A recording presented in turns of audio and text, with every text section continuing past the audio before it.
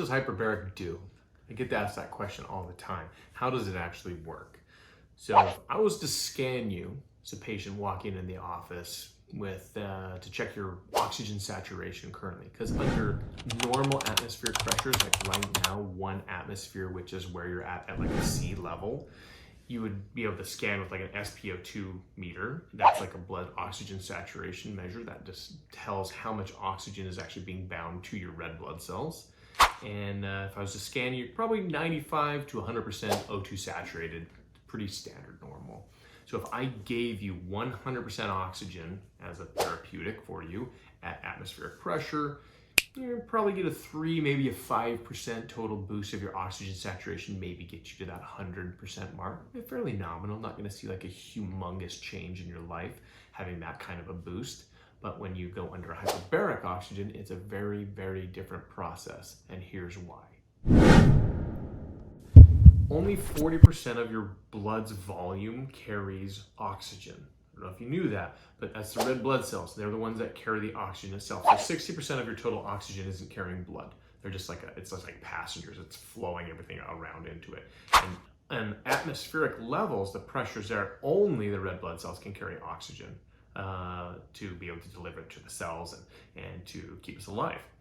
The difference is, like, imagine like a condensed soda pop. You take carbon dioxide, a gas, which typically doesn't dissolve into a solution unless it's pressurized. So you can take a carbonated water, my favorite, like a Topo Chico, and you can condense carbon dioxide down into a fluid, the mineral water, and it can dissolve into solution because of the pressure. So this is what happens in a hyperbaric chamber, is you're breathing oxygen under pressure, and the 40% of your blood volume at atmospheric levels can only carry oxygen in the red blood cells, that's it. But under pressure, it can dissolve into solution, and your plasma, the other 60% of your total blood's volume, your cerebrospinal fluid, the interstitial fluid, all the other fluids in your system now can be condensed and collapsed and be able to carry oxygen. So you increase 60% of the total blood's volume is now carrying oxygen, and now it's dissolved into a fluid, which is particularly interesting. A red blood cell has definitive size and shape.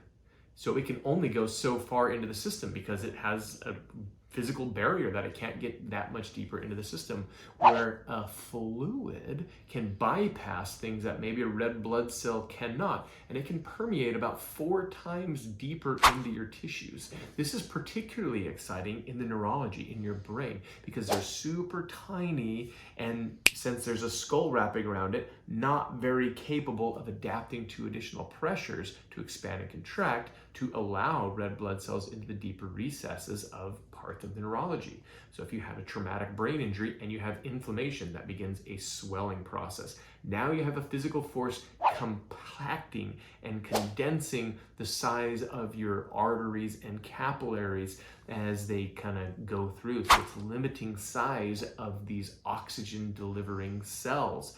But if you're in a hyperbaric oxygen chamber and you've condensed and compressed oxygen into your fluids, the fluids can bypass and easily strain through these, whether it's an arterial block from something like arterial atherosclerosis, blockages of cholesterol deposits that create a constriction and almost like a dam to block and constrict red blood cells, or it's some kind of thing in the brain that happens at traumatic brain injuries called astrocytoglial cell formations. They're kind of almost like little beaver dams that happen into the brain and make it so blood can't bypass that.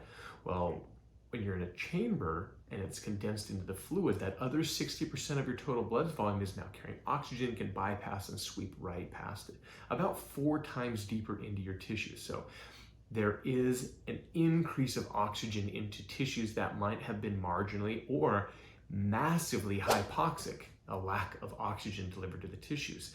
When all this oxygen is delivered, then all of a sudden the cells can liven up and have energy to create, to repair, to be able to reproduce, to stimulate communication back and forth, to say like, hey, we need more stem cells, we need more brain-derived neurotrophic factor to grow new neurons into the brain.